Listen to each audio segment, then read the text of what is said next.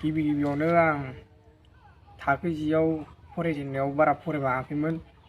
आं टिउसनसो लाबाय थादोंमोन। ओमफ्राय आङो जेब्ला फरिखाया खाथि सफैयो अब्ला मास मोनथामनि सिगां बिराद फकास होनानै आं फरायबाय।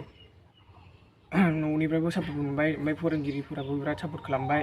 बिनि गेजेरजों आं इसेबां पार्सेन्टेज मोननो हाबाय आरो। दिनाव ओरैनो बेसेबांसो फरायोमोन नों? ओरैनो खै घन्टासो? आं बारा फरायबाङामोन, बिदिनो 4 घन्टा 5 घन्टा बिदि फरायोमोन आरो। नोङो फरायनायनि बेलायाव नोंनि उन्दै फंबाय बिनानाव सात्र जे फरायफुबाय थानायखौ माबायदि थुलुंगा होनो सानदों? आं बुङोदि गासिबो फरायफुबाय थानाय मानसिफ्रानो सामफ्रामबो फरायबाय थानांगौ आरो बेजों लोगोसे सोलोंनायाव फकास खालामनानै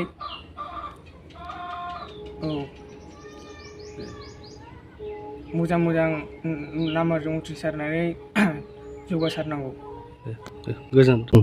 बे बेलायाव फिसालाया CBSE बर्डआव गासैबो आयदायाव लेटार मोननानै जि 88 जौखोन्दो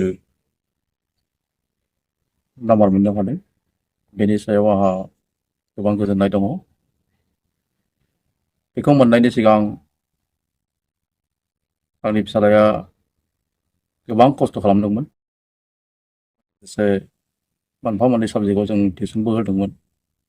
जों बिमा बिफा जानानै बेनि सायाव खोब मोजाङै गाइड होनो गोनां जादोंमोन। बिनि फिथाइखौनो बिथाङा मोननो हादों। आसा खालामदों गासैबो न'खरावनो जुदि गावबागाव फिसाजो आरो फिसालाफोरखौ सोलोंथाइनि बेलायाव बेबायदि जुदि गाइड होयोब्ला बा सोलोंथाइनि फारसे गोख्रों जुदि दैदेनना होयोब्ला निश्चय गासैबो जाखांबोनाय सेंग्रा सिख्ला फरायनायाव दावगालाङोब्लानो समाजाव मोनसे जोङो गोग्गो समाज जोङो मोनसे दानो हागोन। आं आसा खालामदों आंनि फिसालाजों लोगोसे गासैबो जोंनि फरायसुला फरायसुलि बिथांमोनाबो फरायनायनि बेलायाव जौगालांथों, दावगालांथों आरो बर'नि मोनसे गोग्गो समाज दानायाव हेफाजाब होनो हाथों, बेखौ आं आसा खालामनाय थाबाय। गिबियावनो जों मिडिया लोगो आरो मिडिया नायगिरि साफ्रोमबो रायजो राजा बिथांमोनखौ जों गुरै हामलायनाय बावहरनाय जाबाय।